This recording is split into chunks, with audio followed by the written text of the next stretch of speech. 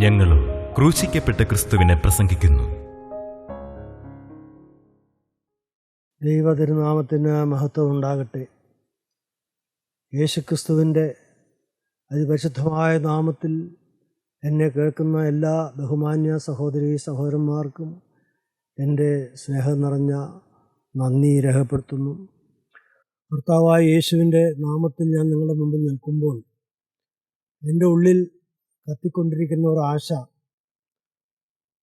എൻ്റെ യേശുവിൻ്റെ ശുശ്രൂഷകന്മാരായ പാവപ്പെട്ട അടിയങ്ങൾ ഓരോരുത്തരും ആഗ്രഹിക്കുന്നതും ഒരേ ഒരു കാര്യമാണ്. ഈ വചനം കേൾക്കുന്ന നിങ്ങൾ ഓരോരുത്തരും യേശുവിനെ സ്നേഹിക്കുന്നവരായിരിക്കണം. യേശുവിനെ ഹൃദയം കൊണ്ട് സ്നേഹിക്കുന്നവരായിരിക്കണം. യേശു ക്രൂശിൽ ചൊരിഞ്ഞ രക്തത്താൽ വീണ്ടെടുക്കപ്പെട്ട്, ആ തിരുരക്തത്താൽ കഴുകപ്പെട്ട്, ആ തിരുരക്തത്താൽ കർത്താവിൻ്റെ സ്വന്തമായി തീർന്ന ദൈവത്തിൻ്റെ സ്വന്തം മക്കൾ, അതിൽപ്പെട്ടവരാണ് നാം എല്ലാവരും. നാം യേശുവിനെ സ്നേഹിക്കാവുന്ന ഒരൊറ്റ കാര്യമാണ് നമ്മുടെ ഹൃദയത്തിൽ, നമ്മുടെ ജീവിതത്തിൽ ഉണ്ടാകേണ്ട ഏറ്റവും അത്യാവശ്യമായ യോഗ്യത. നമ്മുടെ ക്രിസ്തീയമായ ധർമ്മം തന്നെ അത് തന്നെയാണെന്ന് ഞാൻ വിശ്വസിക്കുന്നു. ദൈവമക്കളെ, യേശുക്രിസ്തുവിനോടുള്ള സ്നേഹം, യേശു നമ്മെ സ്നേഹിച്ചത് എങ്ങനെയാണെന്ന് അറിയുമ്പോൾ ആ സ്നേഹം തനിയെ നമ്മുടെ ഹൃദയത്തിൽ അങ്കുരിച്ചു പോകും. നമ്മുടെ ഹൃദയം യേശുവിനോടുള്ള സ്നേഹം കൊണ്ട് നിറഞ്ഞു പോകും. ആ സ്നേഹം നമ്മിൽ വന്ന് നിറയുമ്പോഴാണ് ഈ ലോകത്തിൽ നമ്മുടെ ജീവിതം മാറി മറിയുന്നത്. നമ്മുടെ ജീവിതം, ഓരോരുത്തരുടെയും ജീവിതം പരിശോധിച്ചാൽ നമുക്കാർക്കും സമാധാനമില്ല. സത്യമായൊരു സമാധാനമോ ഒരു സന്തോഷമോ അനുഭവിക്കാതെയല്ലേ നാം പലരും ജീവിക്കുന്നത്.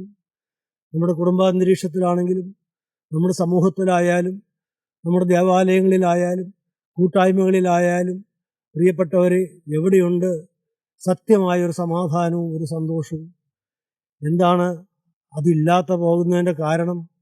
വേറെ ഒന്നുമല്ല, ദൈവത്തിൻ്റെ സ്നേഹം നാം അനുഭവിക്കുന്നില്ല. യേശുക്രിസ്തുവിനെ നമ്മുടെ ഹൃദയത്തിൽ വെച്ച് ആരാധിച്ച്, ഹൃദയത്തിൻ്റെ ഉള്ളറയിൽ യേശു വന്ന് വസിക്കുന്നതായ, യേശു നമ്മെ ഭരിക്കുന്നതായ, യേശു നമ്മിൽ ജീവിക്കുന്നതായ ആ സ്വർഗീയ അനുഭവം നാം പ്രാപിച്ചു കഴിയുമ്പോഴാണ്, പ്രിയപ്പെട്ടവരെ, ജീവിതം മധുരമാകുന്നത്. അപ്പോഴാണ് ജീവിതം സന്തോഷമാകുന്നത്. അപ്പോഴാണ് സമാധാനം കൈവരുന്നത്. അപ്പോഴാണ് സ്വസ്ഥത കൈവരുന്നത്. ദൈവത്തിൻ്റെ സ്തോത്രം. പ്രിയപ്പെട്ടവരെ, അതിന് നാം എന്താണ് ചെയ്യേണ്ടത്? ഈ ദൈവസ്നേഹം നാം അനുഭവിക്കുവാൻ നാം എന്താണ് ചെയ്യേണ്ടത്? അതിനെക്കുറിച്ചാണ് പൗലോസ്ലീഹ തിമോഥെയോസിന് എഴുതിയ 1-ാമത്തെ ലേഖനം 1-ാം അധ്യായം 5-ാം വാക്യത്തിൽ നമ്മെ ഉത്ബോധിപ്പിച്ചത്. എന്താണ് 1-ാം അധ്യായം 5-ാം വാക്യം? ആജ്ഞയുടെ ഉദ്ദേശമോ ശുദ്ധഹൃദയം, നല്ല മനസ്സാക്ഷി, നിർവ്യാജ വിശ്വാസം എന്നിവയാൽ ഉളവാകുന്ന സ്നേഹം തന്നെ. ശുദ്ധഹൃദയം, നല്ല മനസ്സാക്ഷി, നിർവ്യാജ വിശ്വാസം, ഇവയാൽ ഉളവാകുന്ന സ്നേഹം തന്നെ. സ്നേഹം, ദൈവസ്നേഹം, ദൈവത്തോടുള്ള സ്നേഹം, അത് ഉളവാകുന്നതെങ്കിൽ, അത് സംജാതമാകണമെങ്കിൽ അപ്പോസ്തലൻ പറയും, ഒരു ശുദ്ധ ഹൃദയം വേണം, ഒരു നല്ല മനസാക്ഷി വേണം. നല്ല മനസാക്ഷിയിൽ ദൈവവചനം ഗ്രഹിച്ചു വയ്ക്കുവാനുള്ളതായ ഒരു സന്മനസ് വേണം. ഒരു ശുദ്ധമായ ഹൃദയം, നിർമ്മല ഹൃദയം വേണം. പിന്നെ ഒരു നിർവ്യാജമായ വിശ്വാസവും വേണം. ഇവ ഉണ്ടെങ്കിൽ, പ്രിയപ്പെട്ടവരെ, ദൈവസ്നേഹം നമുക്ക് അനുഭവിക്കാം. ദൈവത്തിൻ്റെ സ്തോത്രം. ഈ ശുദ്ധഹൃദയം എന്ന വിഷയത്തെക്കുറിച്ചാണ് നാം കഴിഞ്ഞ 1-2 പ്രാവശ്യമായിട്ട് ചിന്തിച്ചത്. ദാവീദിൻ്റെ ജീവിതത്തോട് ബന്ധപ്പെട്ട് 51-ാം സങ്കീർത്തനവുമായി ബന്ധപ്പെട്ട് നാം ഏതാനും കാര്യങ്ങൾ ചിന്തിച്ചു. ദാവീദിൻ്റെ ജീവിതത്തിൽ എങ്ങനെയാണ് ഈ ഹൃദയം ശുദ്ധമല്ല എന്ന് മനസ്സിലായത്? എപ്പോഴാണ് അത് മനസ്സിലായത്? എങ്ങനെയാണ് അത് ദാവീദ് തിരുത്തിയത്? ഇങ്ങനെയുള്ള കാര്യങ്ങളെല്ലാം നാം ചിന്തിച്ചു. പ്രിയപ്പെട്ടവരെ, 51-ാം സങ്കീർത്തനം 14 മുതൽ 17 വരെയുള്ള വാക്യങ്ങൾ നമുക്കൊന്ന് വായിച്ചു കേൾക്കാം. എൻ്റെ രക്ഷയുടെ ദൈവമായ ദൈവമേ, രക്തവാതകത്തിൽ നിന്നെ വിടുവിക്കണമേ. എന്നാൽ എൻ്റെ നാവ് നിൻ്റെ നീതിയെ ഘോഷിക്കും. കർത്താവേ, എൻ്റെ അധരങ്ങളെ തുറക്കണമേ. എന്നാൽ എൻ്റെ വായ് നിൻ്റെ സ്തുതിയെ വർണ്ണിക്കും. ഹനനയാഗം നീ ഇച്ഛിക്കുന്നില്ല, അല്ലെങ്കിൽ ഞാൻ അർപ്പിക്കുമായിരുന്നു. ഹോമയാഗത്തിൽ നിനക്ക് പ്രസാദവുമില്ല. ദൈവത്തിൻ്റെ ഹനനയാഗങ്ങൾ തകർന്നിരിക്കുന്ന മനസ്സ്, തകർന്നും നുറുങ്ങിയുമിരിക്കുന്ന ഹൃദയത്തെ ദൈവമേ നീ നിരസിക്കുകയില്ല. ദാവീദ് പ്രാർത്ഥിക്കുകയാണ്, എൻ്റെ രക്ഷയുടെ ദൈവമായ ദൈവമേ, എൻ്റെ രക്ഷകനായ ദൈവമേ, എൻ്റെ പ്രിയനായ ദൈവമേ, എൻ്റെ എല്ലാമായ ദൈവമേ, എൻ്റെ രക്ഷയുടെ ദൈവമായ ദൈവമേ, രക്തപാതകത്തിൽ നിന്ന് എന്നെ വിടുവിക്കണമേ. ഈ രക്തപാതകം എൻ്റെ ജീവിതത്തിൽ വന്നല്ലോ കർത്താവേ. ഞാൻ ഒട്ടും നനച്ചിരിയാതെ എൻ്റെ ഒരു അലസത മൂലം എൻ്റെ അവയവങ്ങളെ വേണ്ടതുപോലെ നിയന്ത്രിക്കാനാകാതെ പോയത് മൂലം ദൈവമേ, ഈ വലിയ ഒരു കെടുതി എൻ്റെ ജീവിതത്തിൽ വന്നല്ലോ. രക്തപാതകം വന്നല്ലോ, കൊലപാതകം വന്നല്ലോ, ദൈവമേ മദ്യപാനം വന്നല്ലോ, എൻ്റെ കർത്താവേ വ്യഭിചാരം വന്നല്ലോ, ദൈവമേ സകല ദുർഗുണങ്ങളും എൻ്റെ ഹൃദയത്തിലേക്ക് കടന്ന് പ്രവേശിച്ചല്ലോ കർത്താവേ. ഇതെല്ലാം ഉണ്ടെന്ന് ഞാൻ ഒരിക്കലും അറിഞ്ഞില്ല. എനിക്ക് ദൈവത്തോടൊരു നിർമ്മലമായ സ്നേഹം ഉണ്ടായിരുന്നു, എനിക്കൊരു വിശ്വസ്തത ഉണ്ടായിരുന്നു. എനിക്ക് എൻ്റെ ദൈവത്തോട്, യഹോവയായ ദൈവത്തോട് എനിക്കൊരു സ്നേഹമുണ്ടായിരുന്നു, എനിക്ക് നന്ദി ഉണ്ടായിരുന്നു. കാരണം ആട്ടിൻ തൊഴുത്തുകളിൽ നിന്ന് അവൻ എന്നെ വരുത്തിയതാണ്.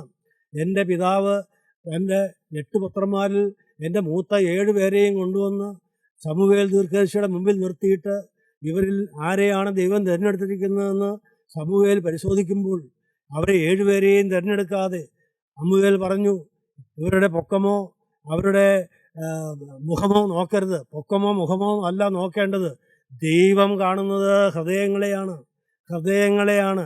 അന്ന് ദൈവം പറഞ്ഞു, കർത്താവിൻ്റെ ആത്മാവ് ശമൂവേൽ പ്രവാചകങ്ങളിൽ കൂടി പറഞ്ഞു, അവരെ ആരെയും ദൈവം തിരഞ്ഞെടുത്തിട്ടില്ല. യിശായിയുടെ പുത്രന്മാരിൽ നല്ല ശ്രേഷ്ഠന്മാരും കഴിവുറ്റവരുമായ ഇത്രയും പേരെ 7 പേരെയും കൊണ്ടുവന്നിട്ട് അവരെ ആരെയും ദൈവം തിരഞ്ഞെടുത്തില്ല. അപ്പോൾ ശമൂവേൽ ചോദിച്ചു, യിശായി, നിൻ്റെ പുത്രന്മാർ എല്ലാവരും ആയോ? ദൈവം കൽപ്പിച്ചത് നിൻ്റെ പുത്രന്മാരിൽ ഒരാളെ അഭിഷേകം ചെയ്യുവാനാണ്, പരിശുദ്ധാത്മാവിനാൽ അഭിഷേകം, തൈലം കൊണ്ട് അഭിഷേകം ചെയ്യാനാണ് പറഞ്ഞത്. പക്ഷേ ഇവരെ 7 പേരെയും ദൈവം തിരഞ്ഞെടുത്തിട്ടില്ലല്ലോ, എല്ലാവരെയും നീ വിളിച്ചുകൊണ്ട് വന്നോ? അപ്പോൾ യിശായി പറഞ്ഞു, ഇല്ല, ഇനി ഒരുത്തനുണ്ട്, ഏറ്റവും ഇളയവനുണ്ട്. ഏറ്റവും ഇളയവൻ അവൻ ആട് മേയ്ക്കുകയാകുന്നു. അത് പറഞ്ഞതിൻ്റെ അർത്ഥം സ്വന്തം പിതാവ് പോലും യിശായിയുടെ ആ ഹൃദയത്തിൽ അവനെക്കുറിച്ച് മതിപ്പ് പോലും ഉണ്ടായിരുന്നില്ല. ആട് നോക്കാൻ മാത്രം കൊള്ളാവുന്ന ഒരുത്തൻ. ദൈവത്തിൻ്റെ സ്തോത്രം. അപ്പോൾ ശമൂവേൽ പറഞ്ഞു, അവനെ വരുത്തുക, അവൻ വന്നിട്ടല്ലാതെ നാം പന്തിക്കിരിക്കുകയില്ല എന്ന്. ദൈവത്തിൻ്റെ സ്തോത്രം. അങ്ങനെ യിശായി ചെന്ന് തൻ്റെ ഇളയ മകനായ ദാവീദിനെ വിളിച്ചുകൊണ്ട് വരികയാണ്. ഇതെല്ലാം ദാവീദിൻ്റെ ഹൃദയത്തിലുണ്ട്. ദൈവമേ, അന്ന് നിനക്ക് എൻ്റെ ഹൃദയത്തെ നോക്കിക്കൊണ്ടാണല്ലോ നീ അന്ന് എന്നെക്കുറിച്ച് സാക്ഷിച്ചത്. എൻ്റെ ഹൃദയം നീ കണ്ടല്ലോ കർത്താവേ, നീ എന്നെ തിരഞ്ഞെടുത്തല്ലോ. ആടുകളെ നോക്കുന്നതായ ആ വേലയിൽ നിന്ന് എന്നെ വിളിച്ചു കൊണ്ടുവന്ന് അഭിഷേകം ചെയ്ത് രാജസിംഹാസനത്തിൽ ഇരുത്തിയല്ലോ കർത്താവേ. എന്നാൽ ഞാൻ നന്ദി കെട്ടവനായിപ്പോയല്ലോ കർത്താവേ, ഞാൻ നന്ദി കെട്ടവനായിപ്പോയല്ലോ. ഞാൻ ഏറെക്കാലം ഒരു സുരക്ഷിതത്വമില്ലാതെ ഏറെ ഭയത്തോടെ സഹോദരന്മാരെ ഭയന്ന്, ശൗൽ രാജാവിനെ ഭയന്ന് ഞാൻ കാടുകളും മലകളും താണ്ടി മരുഭൂമിയിൽ കൂടെ ഉഴന്ന് അലഞ്ഞു നടന്നപ്പോൾ എൻ്റെ ദൈവമേ, ഞാനന്ന് ഒരു സമാധാനമില്ലാതെ ഞാൻ കഴിഞ്ഞു കൂടേണ്ടി വന്നു. അന്നൊക്കെ എനിക്ക് എൻ്റെ ദൈവത്തെ ആവശ്യമായിരുന്നു. അന്നൊക്കെ എൻ്റെ ദൈവത്തെ എനിക്കൊരു ആശ്രയമുണ്ടായിരുന്നു, ദൈവത്തെ എനിക്കൊരു വിശ്വാസമുണ്ടായിരുന്നു. ഇത്രയും എന്നെ നടത്തിയ ദൈവമല്ലേ, എന്നെ അവൻ കൈവിടുകയില്ല എന്നൊരു വിശ്വാസം എനിക്കുണ്ടായിരുന്നു. മാത്രമല്ല ദൈവത്തോട് സ്നേഹവും ഉണ്ടായിരുന്നു. എന്നാൽ എൻ്റെ കാര്യങ്ങളെല്ലാം ഭദ്രമായി, ഈ ലോകത്തിലെ കാര്യങ്ങളെല്ലാം ഭദ്രമായി കഴിഞ്ഞപ്പോൾ, രാജസിംഹാസനത്തിൽ ഇരുന്നു കഴിഞ്ഞപ്പോൾ, അവിടുത്തെ പട്ടുമെത്തയിൽ ഇരുന്നു കഴിഞ്ഞപ്പോൾ, രാജകീയ പ്രൗഢിയോടെ അധികാരം കൈയാളിക്കൊണ്ടിരുന്നപ്പോൾ, ഞാൻ എല്ലാം മറന്നുപോയല്ലോ. എൻ്റെ ദൈവമേ, ഞാൻ അലസത എൻ്റെ ജീവിതത്തിൽ വന്നുപോയല്ലോ. യുദ്ധമുന്നണിയിൽ എൻ്റെ പടയാളികളെല്ലാം പൊരുതുമ്പോൾ ഞാൻ അന്ന് എൻ്റെ ആ രാജകൊട്ടാരത്തിൽ എൻ്റെ ശയ്യയിൽ കയറി നല്ല സമാധാനത്തോടെ സന്തോഷത്തോടെ കിടന്ന് ഉറങ്ങുകയായിരുന്നല്ലോ കർത്താവേ. അങ്ങനെ എൻ്റെ ഉറക്കത്തിൽ നിന്ന് എഴുന്നേറ്റ് ഞാൻ അലസനായി ഉലാവിക്കൊണ്ടിരുന്നപ്പോൾ, മാളികയുടെ പുറത്തുകൂടി ഉലാവിക്കൊണ്ടിരുന്നപ്പോൾ എൻ്റെ കണ്ണിലേക്ക് പെട്ടതായ ആ കാഴ്ച, ആ സുന്ദരിയായ സ്ത്രീ കുളിക്കുന്നത് കണ്ടതായ ആ കാഴ്ച, എൻ്റെ ദൈവമേ, അതെൻ്റെ ജീവിതത്തിലെ ആ വീഴ്ചയുടെ ആരംഭമായി പോയല്ലോ. എൻ്റെ ഹൃദയത്തിൽ അശുദ്ധിയുണ്ടെന്ന് എൻ്റെ കർത്താവേ അന്ന് ഞാൻ തിരിച്ചറിഞ്ഞില്ല. ഒന്നിൽ നിന്ന് ഒന്നിലേക്ക് എൻ്റെ ജീവിതം ഒരു പാപത്തിൽ നിന്ന് മറ്റൊരു പാപത്തിലേക്ക് വഴുതി പോവുകയായിരുന്നു. ദൈവമേ, ഘോരമായ പാപങ്ങൾ എന്നിൽ വന്നു. നന്ദിയില്ലാതെ പോയി കർത്താവേ. എൻ്റെ ദൈവമേ, എനിക്ക് നിന്നോടുള്ള സ്നേഹം കുറഞ്ഞു പോയി കർത്താവേ. ഒരു കൊല്ലക്കാലം ഞാൻ പാപബോധമില്ലാതെ ഞാൻ കഴിഞ്ഞുകൂടി. എൻ്റെ ദൈവമേ എന്നോട് ക്ഷമിക്കണമേ. ദൈവത്തിന് സ്തോത്രം. എപ്പോഴാണ് പ്രിയപ്പെട്ടവരെ ഈ ചിന്തയെല്ലാം വന്നത്? ദാവീദിന് ഈ ചിന്ത വന്നതെപ്പോഴാണ്? ഈ അനുതാപം വന്നതെപ്പോഴാണ്? ദൈവം സ്നേഹം വീണ്ടും ദാവീദിൻ്റെ അടുക്കിലേക്ക് ചെന്നു. ദൈവം ദാവീദിൻ്റെ അടുക്കിലേക്ക് നാഥാൻ പ്രവാചകനെ അയച്ചു. ഒരു കൊല്ലക്കാലം ഇതൊന്നും അറിയാതെ, ഒരു പാവബോധമില്ലാതെ, നല്ല ധൈര്യത്തോടെ, നല്ല പ്രൗഢിയോടെ രാജസിംഹാസനത്തിൽ ഇരുന്നതായ ദാവീദിൻ്റെ അടുക്കിലേക്ക് ദൈവം തൻ്റെ വചനവുമായി നാഥാൻ പ്രവാചകനെ അയച്ചു. കാരണം ദൈവത്തിന് ദാവീദിനെ തള്ളാൻ പറ്റുകയില്ല. പ്രിയപ്പെട്ടവരെ, ദാവീദിനെ ദൈവം തിരഞ്ഞെടുത്തതാണ്. ദാവീദിനെ വൻ കാര്യങ്ങൾക്ക് വേണ്ടി ദൈവം തിരഞ്ഞെടുത്തതാണ്. ദൈവത്തിൻ്റെ നിത്യയുഗ കാര്യപരിപാടിക്ക് വേണ്ടി ദാവീദിനെ തിരഞ്ഞെടുത്തതാണ്. ദാവീദിൻ്റെ വേരും വംശവും ശുഭ്രമായ ഉദയ നക്ഷത്രവുമായ കർത്താവായ യേശുവിനെ ജാതം ചെയ്യുവാൻ, ഭൂമിയിലേക്ക് ജനിക്കുവാൻ ദാവീദിൻ്റെ ആ വംശത്തെയാണ് ദൈവം തിരഞ്ഞെടുത്തത്. അതുകൊണ്ട് ദാവീദിനെ വിട്ടുകളയാൻ ദൈവത്തിന് മനസ്സില്ല. ആ സ്നേഹം വീണ്ടും വരികയാണ്. ദൈവമക്കളെ, ഈ സമയത്ത് നാം ഓരോരുത്തരും ഒന്ന് ചിന്തിക്കണം. നമ്മളെ എത്ര പ്രാവശ്യം ദൈവസ്നേഹം ഇങ്ങനെ വന്നു. നാം ദൈവത്തെ മറന്നും നമ്മുടെ തോന്നിവാസം ജീവിച്ചും നാം അശുദ്ധിയിലും വേണ്ടാതനത്തിലും അഹങ്കാരത്തിലും കോപിഷ്ടമായ പെരുമാറ്റത്തിലും കുടുംബം കലക്കിയും പരസ്പരം പോരടിച്ചും പ്രിയപ്പെട്ടവർ പണത്തിൻ്റെ പുറകെ പോയി നമ്മുടെ ജീവിതം മുഴുവൻ തുലച്ചു കളഞ്ഞും ഇങ്ങനെ എന്തെല്ലാം കാര്യങ്ങളിലേക്ക് നമ്മുടെ ജീവിതം വഴുകിപ്പോയി പ്രിയപ്പെട്ടവർ. എന്നാൽ ഇതെല്ലാം കണ്ടിട്ടും എൻ്റെ ദൈവം എന്നെ കൈവിടാതെ വീണ്ടും കർത്താവേ, എനിക്ക് നിൻ്റെ വചനം കേൾക്കാനൊരു ഭാഗ്യം തന്നല്ലോ. ദൈവമേ, ഒരു അനുഗ്രഹീതമായ കൂട്ടായ്മയിലേക്ക് നീ എന്നെ കൊണ്ടുവന്നല്ലോ. ദൈവത്തിൻ്റെ മാറ്റമില്ലാത്ത വചനം, മുദ്രയിട്ട വചനം സ്വർഗത്തിൽ നിന്ന് കിട്ടുന്ന അപ്പാടെ ലഭിക്കുവാൻ തക്കവണ്ണം കർത്താവേ, കഴിഞ്ഞ കാലങ്ങളിൽ എന്നെ നടത്തിയല്ലോ കർത്താവേ. അത് നിൻ്റെ അഭിഷിക്തനായ ദേവദാസനെ ഞങ്ങൾക്ക് വേണ്ടി ഉപയോഗിച്ചല്ലോ കർത്താവേ. ആ വചനം തന്നതുകൊണ്ടല്ലേ ഇന്ന് ഞാൻ നിന്നെ തിരിച്ചറിഞ്ഞത്. എനിക്ക് പാവമുണ്ടെന്ന് അപ്പോഴല്ലേ ഞാൻ തിരിച്ചറിഞ്ഞത്. നിങ്ങൾക്ക് നന്ദിയുണ്ടോ പ്രിയപ്പെട്ടവരെ?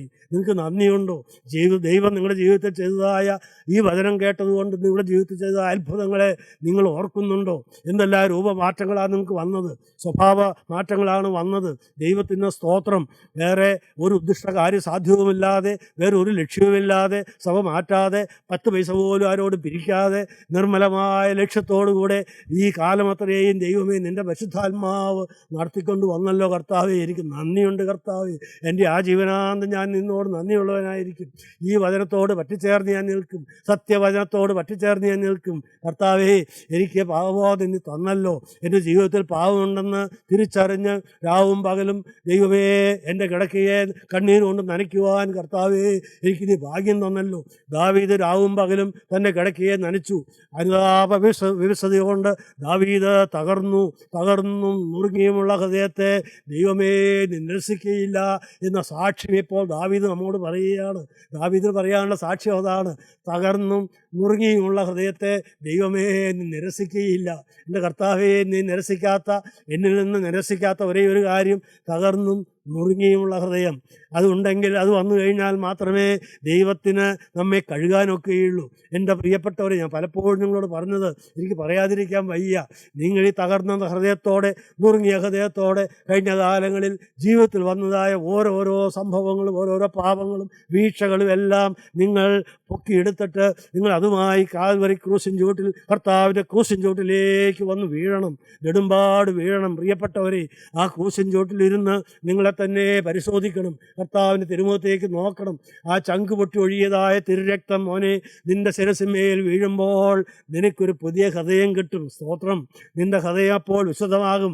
ആ രക്തം ഒലിച്ചിറങ്ങി നിൻ്റെ ഹൃദയത്തിലേക്ക് വരുമ്പോൾ നിൻ്റെ ഹൃദയത്തിൽ നിന്ന് എല്ലാ വിദ്വേഷങ്ങളും, എല്ലാ പകയും, എല്ലാ ഇഷ്ടക്കുറവും, എല്ലാ മുഷിച്ചിലും, എല്ലാ മുൻവിധികളും, എല്ലാ നീരസങ്ങളും, എല്ലാ അശുദ്ധിയും, എല്ലാ വേണ്ടാതിനവും, കോപ സ്വഭാവവും എല്ലാം അവിടെ നിന്ന് ഇതാ അങ്ങ് ശക്തമായി വെയിൽ ഉദിക്കുമ്പോൾ മഞ്ഞുരുകുന്ന പോലെ എല്ലാം ഉരുകി അങ്ങ് പോകും. പ്രിയപ്പെട്ടവരെ, നിൻ്റെ ഹൃദയത്തെ ദൈവം കഴുകിയെടുക്കും. ആ തിരുരക്തമല്ലാതെ അതിന് വേറൊരു പോംവഴിയില്ല.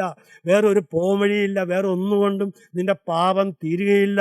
ദാവീദിന് നല്ല ബോധ്യമായി. കർത്താവേ, എൻ്റെ ദൈവമേ, എൻ്റെ പാപത്തിന് പരിഹാരം വേറെ ഒന്നുമില്ല. കർത്താവേ, എൻ്റെ ദൈവമേ, എനിക്കൊരു മോചനം വേണം. ഈ പാപത്തിൽ നിന്ന് എനിക്കൊരു മോചനം വേണം. എനിക്കൊരു രക്ഷ വേണം. എനിക്കൊരു വിടുതൽ വേണം. വേണ്ടേ പ്രിയരെ? നമുക്ക് വേണ്ടേ? ഈ പാപത്തിൽ നിന്നൊരു വിടുതൽ പ്രാപിച്ചില്ലെങ്കിൽ നമ്മുടെ ഭാവി എന്താകും? നമ്മുടെ കുടുംബം എന്താകും? നമ്മുടെ മക്കൾ എന്താകും? നിങ്ങൾ ചിന്തിച്ച് നോക്കണം. ദൈവത്തിന് സ്തോത്രം. പ്രിയപ്പെട്ടവരെ, ദൈവത്തിൻ്റെ വലിയ നാമം മഹത്വപ്പെടട്ടെ. നമുക്ക് വീണ്ടും വായിക്കാം. 51-ാം സങ്കീർത്തനത്തിൻ്റെ തന്നെ 16-17 വാക്യം വായിക്കാം. ഹനനയാഗം നീ ഇച്ഛിക്കുന്നില്ല, അല്ലെങ്കിൽ ഞാൻ അർപ്പിക്കുമായിരുന്നു.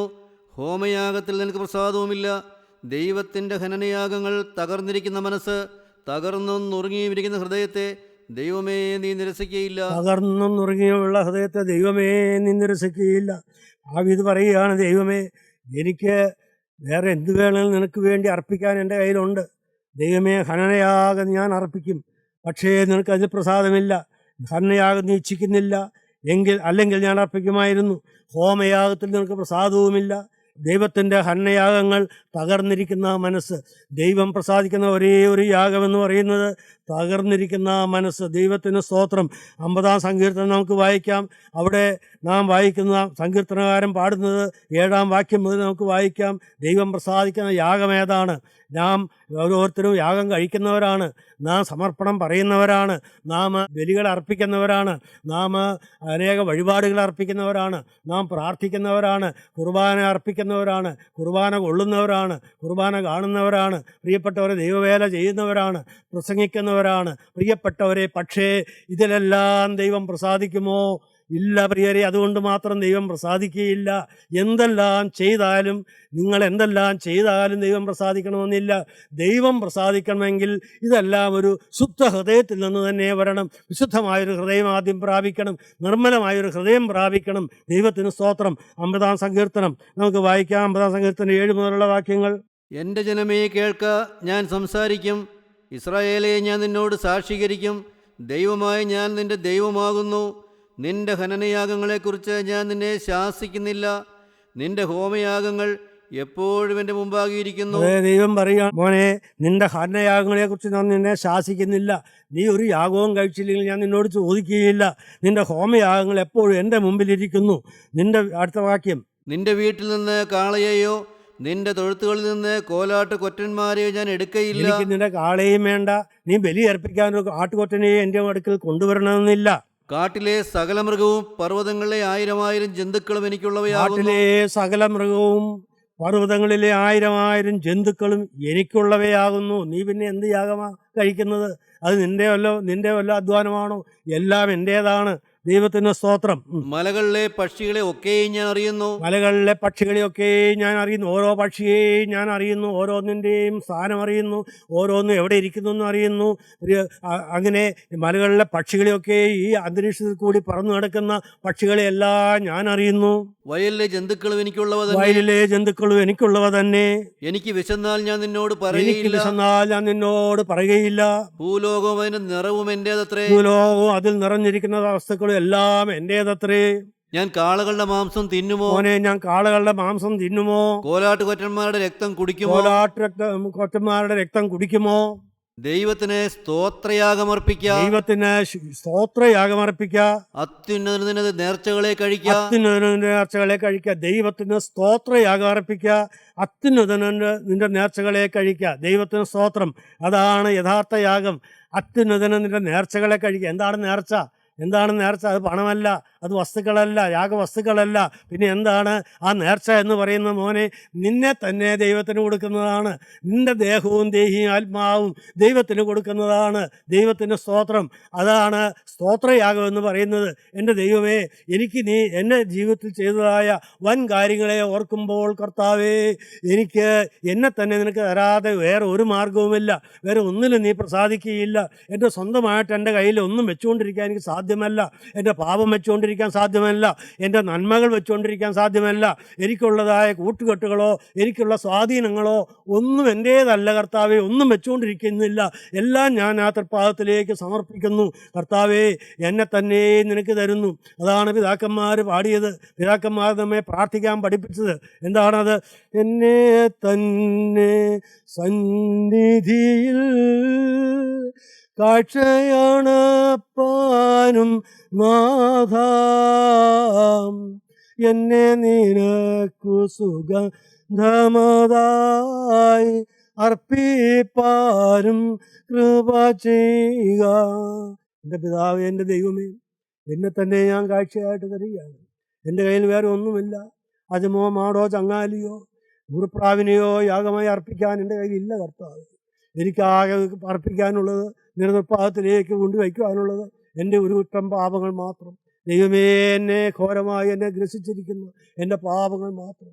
എന്നെ നശിപ്പിക്കുന്ന എൻ്റെ പാപം, എൻ്റെ കുഞ്ഞുങ്ങളെ ഭാവി നശിപ്പിക്കുന്ന എൻ്റെ പാപം, എൻ്റെ കുടുംബത്തെ ഇതാ അസ്വസ്ഥമാക്കുന്ന എൻ്റെ പാപം, എൻ്റെ കർത്താവേ, എൻ്റെ അനുസരണക്കേട്, എൻ്റെ ബഹുമാനമില്ലായ്മ, എൻ്റെ ജീവിതത്തിൽ വന്നതായ സകല മ്ലേച്ഛതകളും, മാതാപിതാക്കളെ അനുസരിക്കാതെ വന്നത്, എൻ്റെ കർത്താവേ, മദ്യപാനത്തിലേക്ക് പോയത്, അശുദ്ധ ശീലങ്ങളിലേക്ക് പോയത്, അശുദ്ധിയിലേക്ക് ചാടിപ്പോയത് എല്ലാം ദൈവമേ വലിയ കെടുതിയായി എൻ്റെ കുടുംബത്തിനും എനിക്കും എൻ്റെ തലമുറകൾക്കും ദോഷമായി വന്നു. കർത്താവേ, ഈ പാപമല്ലാതെ ഒന്നും എനിക്കിപ്പോഴില്ല. നിൻ്റെ ക്രൂശൻ സന്നിധിയിലേക്ക് എല്ലാ പാപത്തിനും പരിഹാരമായ നിൻ്റെ തൃപ്പാദത്തിലേക്ക് ഈ പാപങ്ങൾ ഓരോന്നുമായി ഞാൻ വരികയാണ്. കർത്താവേ, എന്നോട് മനസ്സലിയണമേ. എൻ്റെ കർത്താവേ, എന്നോട് മനസ്സലിയണമേ.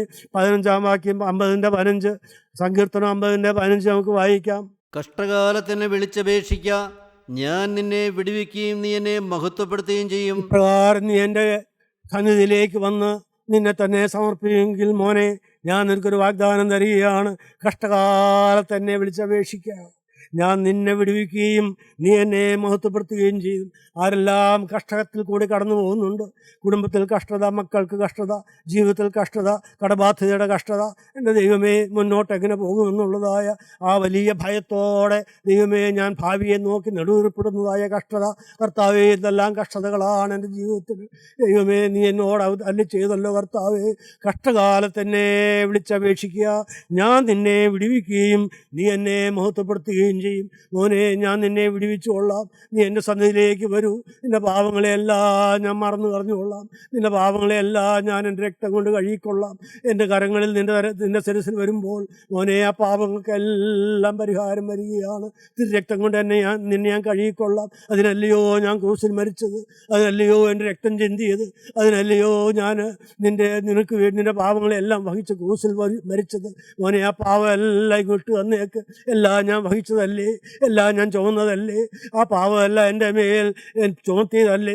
ദൈവമേ, അതിനു വേണ്ടിയല്ലേ ഞാൻ ശിക്ഷയേറ്റത്, അതിനു വേണ്ടിയല്ലേ ഞാൻ അടിയേറ്റത്, അതിനു വേണ്ടിയല്ലേ ഞാൻ എൻ്റെ ജീവൻ വെടിഞ്ഞത്, അതിനു വേണ്ടിയല്ലേ എൻ്റെ രക്തം ചിന്തിയത്. എൻ്റെ മക്കളെ, നിങ്ങളുടെ പാപങ്ങളെല്ലാം എൻ്റെ കയ്യിലേക്ക് തരൂ. ഞാൻ നിങ്ങളെ വിടുവിക്കാം, ഞാൻ നിന്നെ വിടുവിക്കാം, ഞാൻ നിനക്ക് സന്തോഷം തരാം. ഞാൻ നിന്നെ വിടുവിക്കുകയും നീ എന്നെ മഹത്വപ്പെടുത്തുകയും ചെയ്യും. എൻ്റെ മഹത്വത്തിനായി ഞാനിതെല്ലാം ചെയ്തു കൊള്ളാം. ദൈവത്തിന് സ്തോത്രം. പ്രിയപ്പെട്ടവരെ, ദൈവത്തിന് മഹത്വം. പ്രിയപ്പെട്ടവരെ, ദൈവസ്നേഹം നിങ്ങൾ കാണൂ. പ്രിയപ്പെട്ടവരെ, 16-ാം വാക്യം നമുക്ക് വായിക്കാം. 50-16. എന്നാൽ ദുഷ്ടനോട് ദൈവം അരുളി ചെയ്യുന്നു, നീ എൻ്റെ ചട്ടങ്ങളെ അറിയിപ്പാനും എൻ്റെ നിയമത്തെ നിന്റെ വായിലെടുപ്പാനും നിനക്ക് എന്ത് കാര്യം? ദുഷ്ടനോട് ദൈവം അരുളി ചെയ്യുന്നു. ആരാണ് ദുഷ്ടൻ? അത് ദുഷ്ടത ചെയ്യുന്നവരല്ല. ദുഷ്ടൻ എന്ന് പറയുന്നത് അവിശ്വാസിയാണ്. മോനെ, ഇത്രയെല്ലാം ഞാൻ നിനക്ക് വേണ്ടി സഹിച്ചു, ഇത്രയെല്ലാം ഞാൻ നിനക്ക് വേണ്ടി കഷ്ടപ്പാടുകളേറ്റു, നിനക്ക് വേണ്ടി ഞാൻ മരിച്ചു, പക്ഷേ നീ വിശ്വസിച്ചില്ലല്ലോ. വിശ്വസിക്കാത്തവരാണ് ദുഷ്ടന്മാർ. ദൈവവചനം കിട്ടിയിട്ടും വിശ്വസിക്കാതെ, വില കൊടുക്കാതെ വീണ്ടും സാന്താങ്ങളുടെ വഴിയിൽ കൂടെ പാപത്തിൽ മുഴുകി ജീവിക്കുന്നവരാണ് പ്രിയപ്പെട്ടവർ ദുഷ്ടന്മാർ. ദൈവം പറയുന്നത്, ദുഷ്ടന്മാരോട് ദൈവം അരുളി ചെയ്യുന്നത് എന്താണ്? നീ എൻ്റെ ചട്ടങ്ങളെ അറിയിപ്പാനും എൻ്റെ നിയമത്തെ നിൻ്റെ വായിലെടുപ്പാനും നിനക്ക് എന്ത് കാര്യം? നീ ദൈവവചനത്തെ വിശ്വസിച്ചില്ലല്ലോ, പരിശുദ്ധാത്മാവിനെ വിശ്വസിച്ചില്ലല്ലോ, നീ പരിശുദ്ധാത്മാവോട് മറുത്തു പോയല്ലോ, പരിശുദ്ധാത്മാവോട് മത്സരിച്ച് പോയല്ലോ. മോനെ, നിനക്ക് എൻ്റെ വചനം നിൻ്റെ നാവിലെടുപ്പാനും എൻ്റെ ചട്ടങ്ങളെ അറിയിപ്പാനും എനിക്ക് വേണ്ടി ശുശ്രൂഷ ചെയ്യുവാനോ എൻ്റെ വേല ചെയ്യുവാനോ നിനക്ക് എന്ത് കാര്യമെന്നാണ് എൻ്റെ ദൈവം ചോദിക്കുന്നത്. ഞാൻ ഭയത്തോടെ പറയുകയാണ് പ്രിയപ്പെട്ടവരെ. പലപ്പോഴും ഇത് ബഹുമാനപ്പെട്ട യോഹന്നാൻ സാറ് എൻ്റെ നാവിൽ കൂടെ ഞങ്ങൾ വേലക്കാരോടും പ്രവർത്തകരോടും പറഞ്ഞു വന്നിട്ടുള്ളതാണ്. എൻ്റെ ദൈവത്തിൻ്റെ സ്തോത്രം. എന്താണെന്നറിയാമോ?